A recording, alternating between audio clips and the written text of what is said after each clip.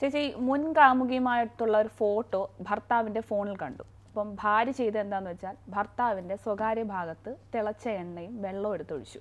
ഇപ്പം വന്ന വാർത്തയാണ്. അപ്പം ഓരോ ദിവസവും കഴിയുന്തോറും മലയാളികൾ ഓരോ ക്രിയേറ്റീവായിട്ടുള്ള ക്രിമിനൽ മൈൻഡുമായിട്ടാണ് വരുന്നത്. അതെനിക്ക് ഇഷ്ടപ്പെട്ടു. ക്രിയേറ്റീവായിട്ടുള്ള ക്രിമിനൽ ബുദ്ധിയാണ് ഇപ്പോൾ മലയാളികൾക്കുള്ളത്. അപ്പം ശരിക്കും പറഞ്ഞാൽ ആ ഭാര്യ എന്ന് പറയുന്ന അവരുടെ മാനസികാവസ്ഥ നമ്മൾ ചർച്ച ചെയ്യേണ്ടതല്ലേ. അതുമാത്രമല്ല, ഇപ്പം ആ ഭാര്യയുടെ യാതൊരുവിധ ഡീറ്റെയിൽസും പുറത്ത് വിട്ടിട്ടില്ല. ഇരയായിട്ടുള്ളത് ഒരു പുരുഷനാണ്. എന്താണ്, പുരുഷന്മാർക്ക് വിലയില്ലേ? പുരുഷന്മാർക്ക് ആരാണ് നീതി നേടിക്കൊടുക്കേണ്ടത്? അതൊരു പ്രധാനപ്പെട്ട ഒരു ചോദ്യമാണ്. പുരുഷന്മാർക്ക് ആരാണ് നീതി വാങ്ങി കൊടുക്കേണ്ടത് എന്നുള്ളത്. നമ്മളിപ്പോൾ പലരോട് സംസാരിക്കുമ്പോൾ നമുക്ക് മനസ്സിലാക്കാവുന്ന ഒരു കാര്യമാണ്, സ്ത്രീകൾ എപ്പോഴും സംരക്ഷിക്കപ്പെടുന്നവരാണ്. സ്ത്രീകൾക്ക് സംരക്ഷണം കൂടുതലല്ലേ, നിയമത്തിൻ്റെ ആനുകൂല്യവും സ്ത്രീകൾക്ക് കൂടുതലാണ്. പക്ഷേ ഇതിനെ പല സ്ത്രീകളും മുതലാക്കുന്നു. ഇങ്ങനെ ഒരു ചർച്ച വരുന്നുണ്ട്. അപ്പോൾ പുരുഷന്മാർക്ക് സംരക്ഷണം കൊടുക്കണ്ടേ എന്നുള്ളത് ഒരു വലിയ ചോദ്യം തന്നെയാണ്. പക്ഷെ ഈ ഒരു വിഷയത്തിൽ ഈ വാർത്ത വന്നതിൻ്റെ താഴെ വന്ന കമൻറ്റുകളൊന്ന് നമുക്ക് ഒന്ന് ശ്രദ്ധിക്കേണ്ടതാണ്. അപ്പോൾ പലരും പറഞ്ഞു എണ്ണക്കുപ്പിയൊക്കെ എടുത്ത് ഒളിച്ചു വെച്ചിട്ട് വന്ന് കമൻ്റ് ഇടാം എന്നൊരാൾ പറഞ്ഞിട്ടുണ്ട്. ഫോൺ നാളെ തന്നെ ഫോമാറ്റ് ചെയ്യണം. പിന്നെ പലരും ഇതിന് കൈയടിക്കുന്നവർ ഒരുപാട് പേരുണ്ട്. നന്നായിപ്പോയി, അവൻ അത് തന്നെ വേണം. ഈ പറയുന്ന എല്ലാ സ്ത്രീകളാണ്. ഭാര്യമാരായാലും ഇങ്ങനെ വേണം. അതേസമയം മറ്റു ചില ചോദ്യവും കൂടെ വരുന്നുണ്ട്. ഇത് തിരിച്ചായിരുന്നെങ്കിൽ, അപ്പോൾ ഒരു സ്ത്രീയാണ് അവരുടെ കാമുകനോടൊപ്പമുള്ള ഫോട്ടോ കണ്ട് പുരുഷനാണ് ഇതുപോലെ എന്തെങ്കിലും ചെയ്തിരുന്നെങ്കിൽ എങ്ങനെയായിരിക്കും അതിനെ റിയാക്ട് ചെയ്യുന്ന ആ പുരുഷനെ എന്തായാലും തേച്ചൊട്ടിക്കും, സോഷ്യൽ മീഡിയ തേച്ചൊട്ടിക്കില്ലേ, ഈ രീതിയിലൊക്കെ ചർച്ചകൾ പലതും നടക്കുന്നുണ്ട്. പക്ഷേ ഇതിലെല്ലാം ഈ വരുന്ന കഥകളിലെല്ലാം കുറച്ച് അവിഹിതം ഉണ്ടെങ്കിൽ അത് നന്നായി വിറ്റുപോകും, അതായത് വാർത്താ മേഖലയിൽ. അപ്പോൾ ഞാൻ വെറുതെ ജസ്റ്റ് ഒന്ന് ഹസ്ബൻഡ് വൈഫ് ഇഷ്യൂസ് എന്ന് പറഞ്ഞിട്ട് ജസ്റ്റ് ഒന്ന് സെർച്ച് ചെയ്ത് നോക്കി. അപ്പോൾ വന്ന വാർത്തകൾ ഒരുപാട് വാർത്തകളാണ് ഇങ്ങനെ. അതായത് ഭാര്യ ഭർത്താവ്, കാമുകി കാമുകൻ, ഇവർ തമ്മിലുണ്ടാകുന്ന ഇഷ്യൂസിന് വളരെ ക്രൂരമായി പരസ്പരം ഉപദ്രവിക്കുന്ന കുറേ കേസുകൾ കണ്ടിട്ടുണ്ടായിരുന്നു. വടകരയിൽ ഒരു ഭാര്യയെ ഭർത്താവ് അവരുടെ 2 കൈകളും വെട്ടിയത്. പിന്നെ ചാലക്കുടിയിൽ കടയിൽ കയറി ഭാര്യ അത് ഈ അടുത്ത കാലത്ത് ഒരു മെഡിക്കൽ സ്റ്റോറിൽ ജോലി ചെയ്യുന്ന സ്ത്രീയാണ്. ഭർത്താവിന് അവരെ സംശയമാണെന്ന് തോന്നുന്നു. അങ്ങനെ അയാൾ മെഡിക്കൽ സ്റ്റോറിൽ കയറി അവരെ ഉപദ്രവിക്കുന്ന ഒരു വീഡിയോയും ഇപ്പോൾ പുറത്തിറങ്ങിയിട്ടുണ്ടായിരുന്നു. അത് ഈ അടുത്ത കാലത്ത് വന്ന വാർത്തയാണ്. പിന്നെ തിരുവോണത്തിന് മദ്യപിക്കാൻ ഭർത്താവ് ഭാര്യയോട് പൈസ ചോദിച്ചു, ഭാര്യ കൊടുത്തില്ല. ഈ ഭാര്യ എങ്ങനെയാണ് കുടുംബം നോക്കുന്നത്? വീട്ടുജോലിക്ക് പോയാണ് ഈ കുടുംബം നോക്കുന്നത്. എന്നിട്ട് തിരുവോണത്തിന് മദ്യപിക്കാൻ പൈസ കൊടുത്തില്ല എന്ന് പറഞ്ഞ് ആ ഭാര്യയെ നല്ല രീതിയിൽ ഉപദ്രവിച്ച് അവരെ ആശുപത്രിയിലായി. അപ്പൊ അവർ പറയുന്നുണ്ട്, ഇനി ഇയാളെ ഞാൻ നോക്കില്ല, ഇനി ഞാൻ ജോലി ചെയ്ത് എൻ്റെ കുട്ടികളെ നോക്കും, ഇനി എനിക്ക് സഹിക്കാൻ വയ്യ എന്ന് അവർ പറയുന്നുണ്ട്. ഇപ്പോൾ അത് കഴിഞ്ഞ് വേറൊന്ന്, ബാങ്ക് ജീവനക്കാരി, SBIയിൽ ജോലിയുള്ള ഒരു ബാങ്ക് ജീവനക്കാരിയെ ഭർത്താവ് ബാങ്കിൽ കയറി ആക്രമിച്ചു. നാട്ടുകാർ ഇടപെട്ടാണ് അയാളെ പോലീസ് അറസ്റ്റ് ചെയ്തു. പിന്നെ പത്തനംതിട്ട കൂടലിൽ ഭർത്താവ് ഭാര്യയും സുഹൃത്തിനെയും വെട്ടിക്കൊന്നു. അപ്പം ഇങ്ങനെ കുറേ അധികം കേസുകൾ നിരന്തരം വരുന്നുണ്ട്. അപ്പം ഇതിൻ്റെ എല്ലാം പിന്നിൽ ഒരു സംശയരോഗം, ഇതൊരു മെയിൻ ഘടകമാണ്. ഭാര്യ ഭർത്താവ് കാമുകി, പിന്നെ ആസിഡ് ഒഴിക്കുന്ന കാമുകിക്ക് ഇനി പ്രേമിക്കാൻ വയ്യ എന്ന് പറഞ്ഞാൽ കാമുകൻ പോയി ആസിഡ് ഒഴിക്കുന്നു. ഇങ്ങനെ അതിപ്പം പെണ്ണുങ്ങൾ മാത്രമല്ല ആക്രമിക്കപ്പെടുന്നത്, പുരുഷന്മാരും ആക്രമിക്കപ്പെടുന്നുണ്ട് എന്ന് വേണം. പക്ഷേ സ്ത്രീകളെക്കാൾ കുറെ കൂടെ ദുർബലർ പുരുഷന്മാർ തന്നെയാവണം. അത് ശരി. ആത്മഹത്യകൾ ഏറ്റവും കൂടുതൽ പുരുഷന്മാരിലാണ് കാണപ്പെടുന്നത്. അങ്ങനെ ഉണ്ടോ? അങ്ങനെയാണ് റിപ്പോർട്ടുകൾ വരുന്നത്. പുരുഷന്മാരാണ് ഏറ്റവും കൂടുതൽ. സ്ത്രീകൾ പഠനങ്ങളിൽ തന്നെ തെളിയിച്ചിട്ടുള്ളത്, സ്ത്രീകൾ ഈ പെട്ടെന്ന് ഡിപ്രസ്ഡ് ആവും. ഈ പ്രണയ പരാജയവും നിരാശയും സ്ത്രീകൾ പെട്ടെന്ന് അപ്സെറ്റ് ആവും. പക്ഷെ അവരതിനെ അതിജീവിക്കും. അത് കുറച്ച് നാൾ അവർ ഭയങ്കരമായിട്ടിരിക്കുമെങ്കിൽ അവർ അത് അതിജീവിച്ചു പോകും. പക്ഷെ പുരുഷന്മാർക്ക് ആ അതിജീവനം കുറച്ച് കപ്പാസിറ്റി കുറവാണ്. മൾട്ടി ടാസ്കിങ് എല്ലാം സ്ത്രീകളാണ് കൂടുതൽ. പിന്നെ അതുപോലെ ക്രൂരതയുടെ കാര്യത്തിലായാലും നമ്മൾ പരിശോധിച്ചാൽ ഈ പുരുഷന്മാർ പെട്ടെന്നുള്ള ഒരു എടുത്തുചാട്ടത്തിൽ ഇങ്ങനെ പലതും ചെയ്യും. പക്ഷെ സ്ത്രീകൾ വളരെ പ്ലാൻ ചെയ്ത് കൂർമ്മബുദ്ധി കൂടുതൽ സ്ത്രീകൾ. ഇപ്പം കാമുകനെ ആവട്ടെ ഭർത്താവിനായിട്ട് അവരെ നിരീക്ഷിക്കുന്നതിലും അവരുടെ ബന്ധങ്ങളുടെ സോഴ്സ് അന്വേഷിക്കുന്നതിലും അതെല്ലാം സ്ത്രീകൾ വളരെ പതിയിരുന്ന് ആക്രമിക്കുന്നത് സ്ത്രീകളാണ് കൂടുതലെന്നാണ് എനിക്ക് തോന്നുന്നത്. പിന്നെ ഇപ്പോൾ ഇതിൽ തന്നെ ഈ സംശയരോഗം ഇങ്ങനെയൊക്കെയുള്ള കാര്യങ്ങൾ കൊണ്ടാണ് ഈ കൂടുതൽ പെട്ടെന്ന് അവർ ആക്രമിക്കാൻ മുതിരുന്നതെന്ന് പറയും. ഇപ്പം വിവാഹിതരായവരാകട്ടെ പ്രേമിച്ചവരായിക്കോട്ടെ, കുറച്ച് ദിവസം അടുക്കുമ്പോൾ അവർക്ക് അറിഞ്ഞുകൂടെ രണ്ടുപേരുടെയും ആ ഒരു മനോനിലയെ പറ്റി ഒരു ധാരണ ഉണ്ടാവുമ്പം അത് ഒന്നിച്ചു പോകാൻ പറ്റുന്നതല്ലെങ്കിൽ തുടങ്ങുമ്പോൾ തന്നെ പരസ്പരം പറയും, നമുക്ക് ഒന്നിച്ചു പോകാൻ പറ്റില്ലെങ്കിൽ നമ്മൾ ഏത് സമയത്തും പിരിഞ്ഞു പോകാമെന്നൊരു തീരുമാനം. മറ്റേ നേരത്തെ പറഞ്ഞില്ലേ, വീട്ടുജോലി ചെയ്ത് നോക്കുന്നവർ ഇത്രയും കാലം ഞാൻ അയാളെ സഹിച്ചു, ഇത്രയും കാലം സഹിക്കേണ്ട ആവശ്യം എന്തായിരുന്നു?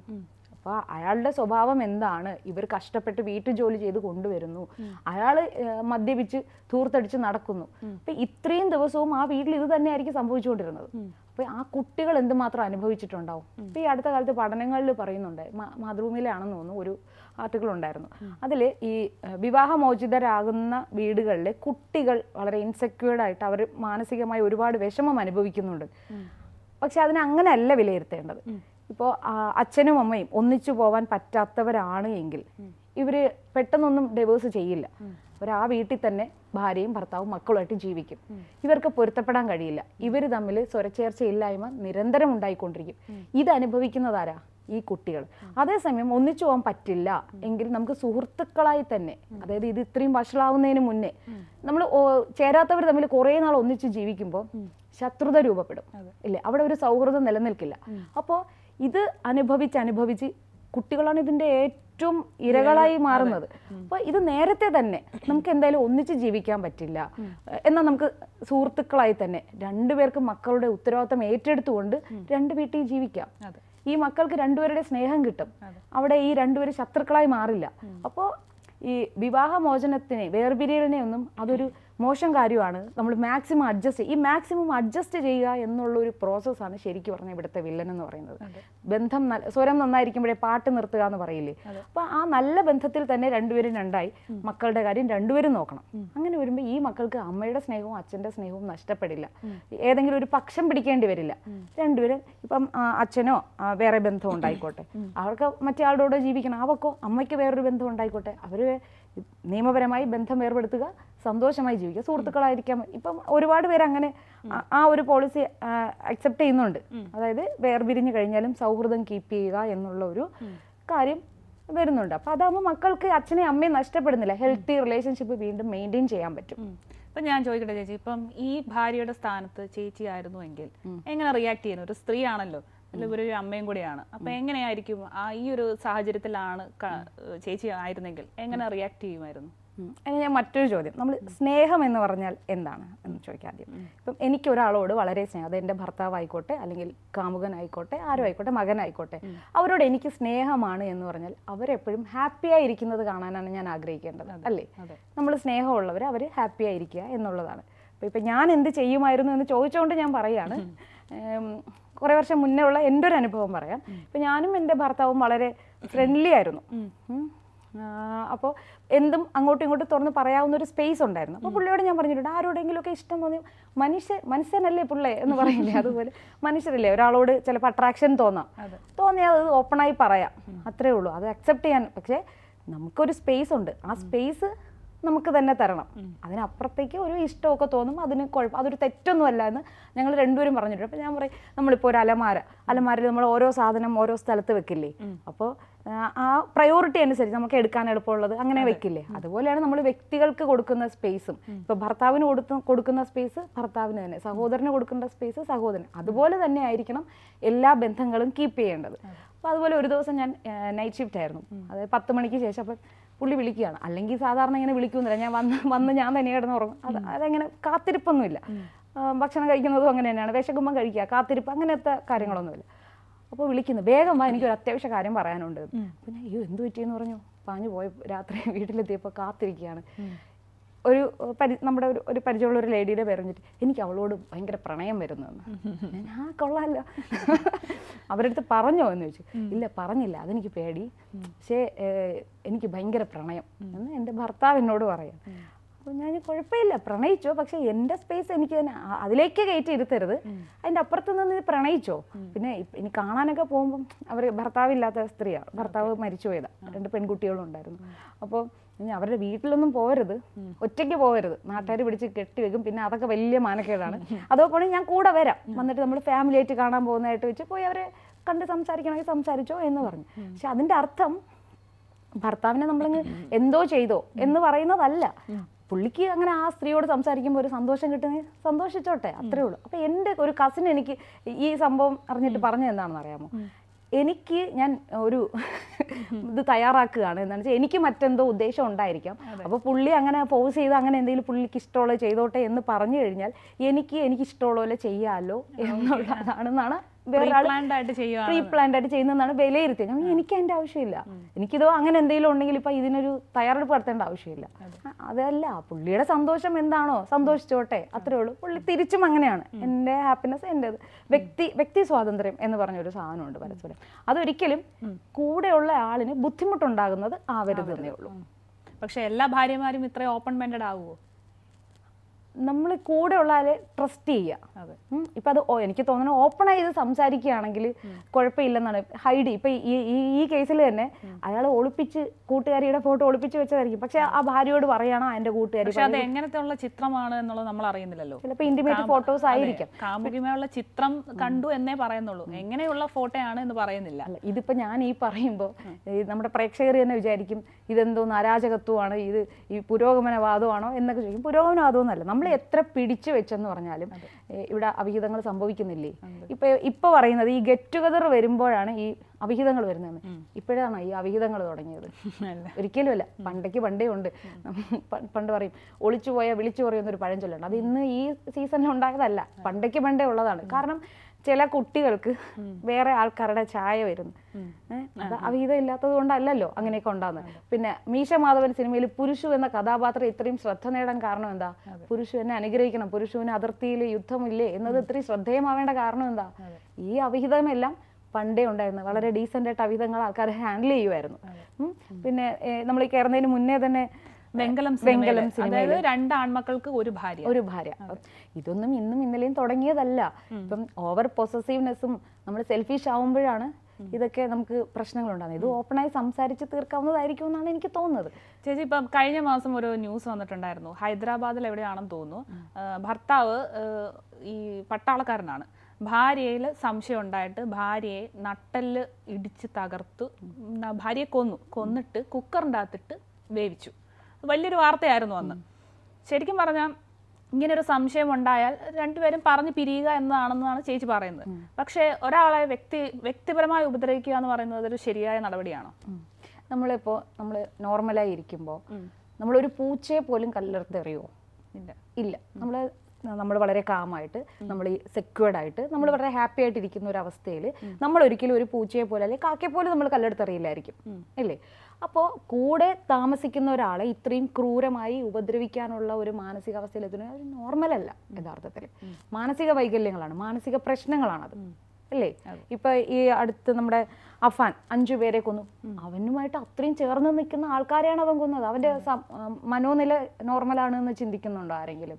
ഒരിക്കലുമല്ല. അപ്പോൾ അവന്റെ ആ മനോനിലയുടേതാണ്. അതാണ് നമ്മൾ തിരിച്ചറിയേണ്ടത്. നമ്മുടെ കൂടെ ഉള്ളവരുടെ മാനസിക ആരോഗ്യം. ഇപ്പൊ നമുക്ക് തന്നെ ആയാലും ചില സമയത്ത് നമുക്കത്ര നല്ല സുഖം തോന്നുന്നില്ല എന്ന് നമുക്ക് തന്നെ തോന്നില്ലേ? ചില സമയത്ത് എന്നും നമ്മൾ ഒരുപോലെ ഇരിക്കണം എന്നില്ല. ചിലപ്പോൾ നമ്മുടെ ജീവിതത്തിലെ ചില അനുഭവങ്ങൾ അല്ല നമ്മുടെ മനോനില തെറ്റിക്കുന്ന രീതിയിലേക്ക്. ഇപ്പൊ പണ്ടൊന്നും ഈ ഡിപ്രഷൻ എന്ന വാക്കിന് ഇത്ര ഒരു പ്രാധാന്യമില്ലായിരുന്നു. ആർക്കും വരാം ഡിപ്രഷനും അതുമല്ല. ഇപ്പം നമ്മൾ ഒരു വീട്ടിൽ താമസിക്കുകയാണെന്നിരിക്കട്ടെ, ഞാൻ ഹൈലി ഡിപ്രസ്ഡ് ആയി ഇരിക്കുന്ന ഒരാളാണ്. അപ്പൊ ചിലപ്പോൾ എനിക്ക് അരുണിമയുടെ ശബ്ദം കേൾക്കുന്നത് പോലെ ഇറിറ്റേഷൻ ആയിരിക്കാം. അപ്പൊ ഞാൻ അരുണിമയോട് പറയുന്നത് എനിക്ക് കുറച്ച് സമാധാനം വേണം സംസാരിക്കില്ലെന്ന് പറയുമ്പോൾ അരുണിമ അത് മനസ്സിലാക്കാതെ ലോകത്താർക്കും ഇതൊന്നും ഇല്ലാത്ത പോലെ തുടരെയായിട്ട് സംസാരിച്ചുകൊണ്ടിരുന്നാൽ എനിക്ക് ഇറിറ്റേഷൻ ഉണ്ടാവില്ലേ? ചിലപ്പോൾ ഞാൻ കൈ കിട്ടുന്നത് എടുത്ത് അരുണിമയുടെ തലയ്ക്ക് അടിച്ചെന്നിരിക്കും, ഇല്ലേ? അതാണ് സംഭവിക്കുന്നത്. ആ ഒരു സംഭവമാണ് ഈ ഇതിലെല്ലാം വരുന്നത്. ആ മനോനില തെറ്റിയും അവർക്ക് ഇഷ്ടമില്ലാത്ത കാര്യങ്ങൾ, ഇഷ്ടമില്ലാത്തതെന്നല്ല, ആ ഒരു മനോനിലയിൽ ഉൾക്കൊള്ളാൻ പറ്റാത്ത ചില കാര്യങ്ങൾ. കാരണം ഇത് വളരെ വ്യക്തമായിട്ട് അറിയുന്ന കാര്യങ്ങളാണിത്. കാരണം നമ്മുടെ മനോനില നമ്മുടെ നിയന്ത്രണത്തിലല്ലാതിരിക്കുന്ന സമയത്ത് നമുക്ക് അത്രയും വേണ്ടപ്പെട്ടവരുടെ ശബ്ദം പോലും ചിലപ്പം സാമീപ്യം പോലും നമുക്ക് അരോചകമായി തോന്നാം. അത് നമ്മുടെ മനോനിലയെ തെറ്റിക്കും. അപ്പൊ നമ്മൾ എന്ത് ചെയ്യും എന്ന് നമുക്ക് പറയാൻ പറ്റില്ല. കൈ കിട്ടുന്നിടത്ത് തലക്കടിക്കുകയോ എന്തെങ്കിലുമൊക്കെ ചെയ്യും. ഇതൊന്നും നമ്മൾ ഈ ആഘോഷിക്കുന്നതിലുപരി സ്വയം മനസ്സിലാക്കിയാണ് ചെയ്യേണ്ടത്. സ്വയം മനസ്സിലാക്കി കൂടെ ഉള്ളവരുടെ ആ മാനസിക ആരോഗ്യത്തെക്കുറിച്ച് നമ്മളും ബോധേഡായിരിക്കുക, നമ്മളെക്കുറിച്ച് നമ്മുടെ കൂടെ ഉള്ളവരും ബോധേഡാവുക എന്നുള്ളതാണ്. എനിക്ക് തന്നെ ഇടയ്ക്കൊരിക്കൽ എനിക്ക് സ്വയം തോന്നി എനിക്ക് എന്തൊക്കെയോ സംഭവിക്കുന്നു. കുറച്ച് സാമ്പത്തിക ബുദ്ധിമുട്ടൊക്കെ വരുമ്പോൾ നമ്മൾ പൊതുവെ അസ്വസ്ഥരാകുമല്ലോ. അപ്പോൾ എനിക്ക് തോന്നി എനിക്ക് എന്തൊക്കെയോ പ്രശ്നങ്ങൾ വരുന്നുണ്ട്. ഞാൻ നേരെ സൈക്യാട്രിസ്റ്റിനെ കാണാൻ പോയി, മെഡിക്കൽ കോളേജിൽ പോയിട്ട് എനിക്ക് തോന്നിയ കുറേ ലക്ഷണങ്ങളൊക്കെ ഞാൻ ഇങ്ങനെ പറഞ്ഞു, എനിക്ക് കുറേ മാനസിക പ്രശ്നം വരുന്നുണ്ടെന്ന് തോന്നി. അപ്പം ഡോക്ടർ പറഞ്ഞ എന്താണെന്ന് അറിയുമോ, അയ്യോ അത് രോഗിയല്ല നേരിട്ട് വന്ന് പറയേണ്ടത്, വീട്ടുകാർക്കാണ് അത് ബോധ്യപ്പെടേണ്ടത്, വീട്ടുകാർ വന്ന് പറയണമെന്ന്. ഞാൻ വീട്ടിൽ പോയി പറഞ്ഞ്, പക്ഷെ ആരും മൈൻഡ് ചെയ്തില്ല, വീട്ടിൽ ആരും അതൊന്നും ശ്രദ്ധിച്ചില്ല. ഞാൻ പിന്നെ എൻ്റെ ഒരു കൂട്ടുകാരെ വിളിച്ചോണ്ട് പോയി, അവളെങ്കിലും പറയട്ടെ, എന്നിട്ടും ഡോക്ടർ കേട്ടില്ല. പക്ഷേ ശരിക്കും ആ സമയത്ത് എനിക്ക് ഒരു അറ്റൻഷൻ ആവശ്യമായിരുന്നു എന്ന് എനിക്ക് പിന്നെ തോന്നിയിട്ടുണ്ട്. പക്ഷെ എനിക്കത് കിട്ടിയിട്ടില്ല. പക്ഷെ ഞാൻ കുറച്ച് സ്ട്രോങ് ആയ ആളായതുകൊണ്ടായിരിക്കും അതൊക്കെ അതിജീവിച്ച് വന്നതെന്ന് തോന്നുന്നു. ഓക്കെ. ഇപ്പം ഈ വന്ന കാലത്ത് ദാമ്പത്യത്തിനൊന്നും വലിയ ആയുസില്ല, വളരെ ആയുസ് കുറവാണ്. അതുകൊണ്ടായിരിക്കും ഇപ്പൊ ഈ ചേച്ചി ഇപ്പൊ പറഞ്ഞ പോലത്തെ കുറെ ഇഷ്യൂസ് ഈ ഭാര്യ ഭർത്താക്കന്മാർക്കിടയിലായാലും അവിഹിത ബന്ധങ്ങളായാലും ഒരുപാട് കൂടിക്കൊണ്ടിരിക്കുകയാണല്ലോ. അപ്പൊ അതുകൊണ്ടാണ് ഈ 2K കിഡ്സ് ഇപ്പോഴും വിവാഹമേ വേണ്ട എന്ന് പറഞ്ഞ് നിൽക്കുന്നത്. ഇങ്ങനെയുള്ള പ്രശ്നങ്ങൾ നേരിടേണ്ടി വരും എന്നുള്ളൊരു ഭയമാണ്. ഇപ്പോൾ സ്ത്രീധനത്തിൻ്റെ പേരിലുള്ള പ്രശ്നങ്ങൾ ഇതൊക്കെ ഫേസ് ചെയ്യണമല്ലോ എന്ന് ആലോചിച്ചിട്ടാണോ ഇപ്പോഴത്തെ ജനറേഷൻ കല്യാണമേ വേണ്ട എന്ന് പറയുന്നത്? പണ്ട് കുറച്ച് നാൾ മുമ്പേ തന്നെ കല്യാണം കഴിയുമ്പോൾ എല്ലാവരും പറഞ്ഞു കൊടുക്കുന്ന ഒരു വാക്കുണ്ട്, അഡ്ജസ്റ്റ് ചെയ്ത് ജീവിക്കുക എന്നുള്ളത്. ഈ അഡ്ജസ്റ്റ് ചെയ്ത് ജീവിക്കേണ്ട ആവശ്യം എന്താണ് എന്നാണ് ഈ പുതിയ തലമുറ ചോദിക്കുന്നത്. അഡ്ജസ്റ്റ് ചെയ്ത് ജീവിക്കുമ്പോൾ ഈ പറഞ്ഞ പോലെയുള്ള മാനസിക ബുദ്ധിമുട്ടുകൾ അഡ്ജസ്റ്റ് ചെയ്യാൻ, നമ്മളൊരു സ്ഥാപനത്തിൽ ജോലി ചെയ്യുമ്പോഴായാൽ പോലും, ഇപ്പം ജീവിതം ഒരു കുടുംബത്തിൻ്റെ കാര്യത്തിലുപരി നമ്മളൊരു സ്ഥാപനത്തിൽ ജോലി ചെയ്യുന്നു. അപ്പോൾ അവിടുത്തെ അറ്റ്മോസ്ഫിയർ നമുക്ക് അഡ്ജസ്റ്റ് ചെയ്യാൻ പറ്റുന്നില്ല.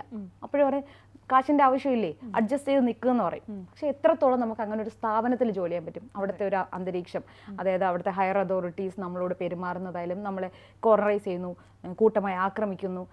അപ്പം ഇൻക്രിമെന്റ് വരുമ്പോൾ നമുക്ക് തരുന്നില്ല, നമ്മളെ ഒന്ന് കോൺട്രൈസ്, നമ്മളെ മാറ്റി നിർത്തുന്നു. നമ്മൾ ഒരുപാട് എഫേർട്ട് എടുത്ത് ജോലി ചെയ്യുന്നു, പക്ഷെ നമുക്ക് അതിനുള്ള അംഗീകാരം കിട്ടുന്നില്ല. അങ്ങനത്തെ ഒരു സ്ഥാപനത്തിൽ നമ്മൾ ജോലി ചെയ്യുവാണെങ്കിൽ പോലും നമ്മൾ മാനസികമായി കംഫർട്ടായിരിക്കും അവിടെ ജോലി ചെയ്യാൻ? ഇല്ല. എത്ര ഇനി സാമ്പത്തിക ബുദ്ധിമുട്ടുണ്ട്, അഡ്ജസ്റ്റ് ചെയ്ത് ജോലി ചെയ്യണം എന്ന് പറഞ്ഞാൽ പോലും നമ്മൾ മാനസികമായിട്ട് അവിടെ സുഖകരമായിട്ട് ഇരിക്കില്ല. അത് നമ്മുടെ മറ്റ് ആക്ടിവിറ്റീസിനെ ബാധിക്കും, നമ്മുടെ മെമ്മറിയെ ബാധിക്കും, നമ്മുടെ മാനസികാരോഗ്യത്തെ ബാധിക്കും. ജസ്റ്റ് ഇതുപോലെ തന്നെയാണ് നമ്മുടെ ഫാമിലി ലൈഫിലും. അഡ്ജസ്റ്റ് ചെയ്ത് ജീവിക്കുന്നവർക്ക് ഒരു പരിധി, അതിനൊരു സാച്ചുറേഷൻ പോയിന്റ് ഉണ്ടാവും. അത് കഴിയുമ്പോൾ നമുക്കത് ഒരു തരത്തിലും നമുക്കത് ടോളറേറ്റ് ചെയ്യാൻ പറ്റാത്ത ഒരു അവസ്ഥയിലേക്ക് ആരെയായാലും കൊണ്ടെത്തിക്കും. അതിപ്പോൾ പെണ്ണുങ്ങൾ മാത്രമാണ് അനുഭവിക്കുന്നതെന്നല്ല. ചില സ്ത്രീകളെ സഹിക്കാൻ പറ്റാത്ത പുരുഷന്മാരുണ്ട്, പുരുഷന്മാരെ സഹിക്കാൻ പറ്റാത്ത സ്ത്രീകളുണ്ടായിരിക്കും. നമ്മുടെ ഈ വിവാഹമൊക്കെ എങ്ങനെയാണ്? ആലോചന വരുന്നു, പെണ്ണ് കാണുന്നു, കല്യാണം കഴിയും. പ്രേമവിവാഹം പോലും അല്ല പലതും, അല്ലേ?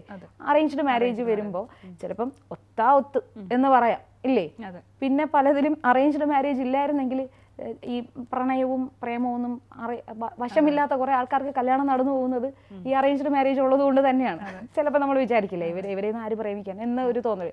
അപ്പൊ അതുകൊണ്ട് ഈ അറേഞ്ച്ഡ് മാരേജിൽ ഒത്തെന്ന് പറയാനേ പറ്റുള്ളൂ. പക്ഷെ അത് ഒത്തുപോകാൻ പറ്റിയില്ലെങ്കിൽ എന്ത് ചെയ്യണം എന്നുള്ളതിനെ കുറിച്ച് നമ്മൾ എല്ലാവരും പറയും, ഇത്രയും ഡൈവോഴ്സ് ഇവിടെ കൂടുന്നുണ്ട്, വിവാഹമോചനങ്ങൾ അത് നല്ലതല്ല, ഒരു സൊസൈറ്റിക്ക് നല്ലതല്ല എന്ന് പലരും പറയും.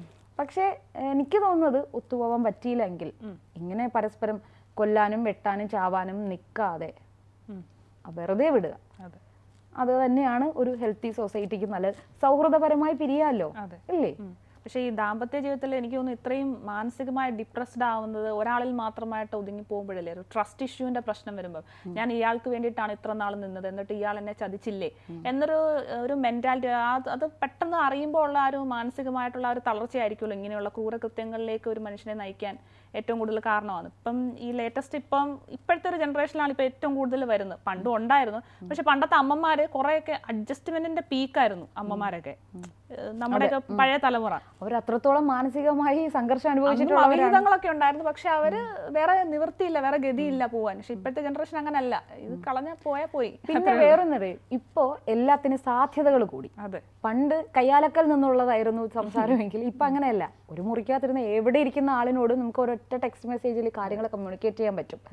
അപ്പോൾ അനുകൂല സാഹചര്യങ്ങൾ കൂടുന്നു. അപ്പോൾ അതുകൊണ്ട് അത് കൂടി വരുന്നു. ഈ അവിഹിതമായാലും ശരി, അവിഹിതം നമ്മൾ പലതവണ ഉണ്ട്, ബന്ധങ്ങൾ അത് കൂടുതലായിട്ട് ഉണ്ടാവുന്നു. നമ്മൾ ഇവിടെ കയറുന്നതിന് മുന്നേ ജോണിനോട് നമ്മൾ പറഞ്ഞു, ഫോണെല്ലാം ഫോർമാറ്റ് ചെയ്ത് വെക്ക്, പഴയ സുഹൃത്തിൻ്റെ ഫോട്ടോ എങ്ങാനും ഉണ്ടെങ്കിൽ. ഇതിപ്പോൾ ഒരു തമാശയായിട്ട് എല്ലാവരും ഈ ഒരു സംഭവം കഴിഞ്ഞതിന് ശേഷം എല്ലാവരും തമാശ രൂപേണ പറയുന്നുണ്ട്. പക്ഷെ അത് തമാശ രൂപേണയാണ് എങ്കിൽ പറയുന്നത് അതിൽ കഴമ്പുണ്ട്, ഇല്ലേ? ഇപ്പം പങ്കാളിയോട് ലോയലായിരിക്കുക എന്നുള്ളത് ഒരു മിനിമം കാര്യമാണ്. ഒരു ബന്ധത്തിലുള്ള മിനിമം പോയിന്റാണ് പരസ്പരം ലോയലായിരിക്കുക എന്നുള്ളത്. പിന്നെ അതിൽ വേറെ പറയാനും, മനുഷ്യർ പല കാറ്റഗറിയിലുണ്ട്. മോണോഗമി, പോളിഗമി, അങ്ങനെ ഇപ്പം കുറേ കാറ്റഗറൈസ് ചെയ്യുന്നുണ്ട് മനുഷ്യരെ. മനുഷ്യൻ പക്ഷെ മോണോഗമി ആണോ? പോളിഗമിയാണ്. മനുഷ്യൻ പൊതുവെ പോളിഗമി ആണ് എന്നാണ് പറയുന്നത്. പക്ഷെ ചിലർ വ്യക്തിപരമായിട്ട് ഞാൻ മോണോഗമിയാണ്. അപ്പം നമ്മൾ ഒരാളുമായി ഒരു റിലേഷനിൽ ഇരിക്കുമ്പോൾ ആ ആളുമായിട്ട് മാത്രമേ റിലേഷനിൽ ഇരിക്കാൻ പറ്റൂ എന്നുള്ളവർ മോണോഗമി. ഇപ്പോൾ ഒരു മോണോഗമി ആയിട്ടുള്ള ഒരാളും പോളിഗമി ആയിട്ടുള്ള ഒരാളും കൂടെയാണ് ജീവിക്കുന്നതെങ്കിൽ മറ്റേ പോളിഗമി ആയിട്ടുള്ള ആൾക്ക് ഒരാളിൽ നിൽക്കാൻ പറ്റില്ല. അത് അയാളുടെ കുറ്റമല്ല, അയാളുടെ ആ ക്യാരക്ടർ ഹാബിറ്റ് അത് അങ്ങനെയാണ്. അപ്പം അത് മറ്റേ ആളത് ഉൾക്കൊള്ളാൻ പറ്റുന്ന രീതിയിലേക്ക് ഉയരുമെങ്കിൽ കുഴപ്പമില്ല. പക്ഷെ രണ്ടുപേരും ഈ മ്യൂച്വൽ അണ്ടർസ്റ്റാൻഡിങ്ങിൽ കുഴപ്പമില്ല, നീ ഇങ്ങനെയാണ് ഞാനും ഇങ്ങനെയാണ്, നമുക്ക് ഓക്കെ എന്ന രീതിയിൽ. പക്ഷെ ഞാൻ ഈ അതിരുവരെ പോവുള്ളൂ എന്നൊക്കെ ഉള്ള ഒരു പരസ്പരം അങ്ങനെ ആൾക്കാരുണ്ട് കേട്ടോ. ഒരുപാട് ബന്ധങ്ങളുള്ളവരും ഭാര്യയെ നല്ല രീതിയിൽ സംരക്ഷിക്കുകയും മറ്റു ചില ബന്ധങ്ങൾ വളരെ ഹെൽത്തി ആയിട്ട് തന്നെ എല്ലാം ഹാൻഡിൽ ചെയ്യുന്ന ആൾക്കാരുണ്ട്. അവരൊന്നും മോശക്കാരല്ല, നല്ല വ്യക്തികളാണ്, നല്ല മനുഷ്യരാണ്, ദയുള്ള മനുഷ്യരാണ്, അവരാരെയും ടോർച്ചർ ചെയ്യുന്നില്ല. അങ്ങനെയുള്ള ആൾക്കാരുണ്ട്. അപ്പം അത് സ്ത്രീകളായാലും പുരുഷന്മാരായാലും അങ്ങനെയുള്ള ആൾക്കാരുമുണ്ട്. അത്രേ ഉള്ളൂ. മനുഷ്യരെ പരസ്പരം മനസ്സിലാക്കുക, ഹാപ്പിയാക്കി ഇരുത്തുക.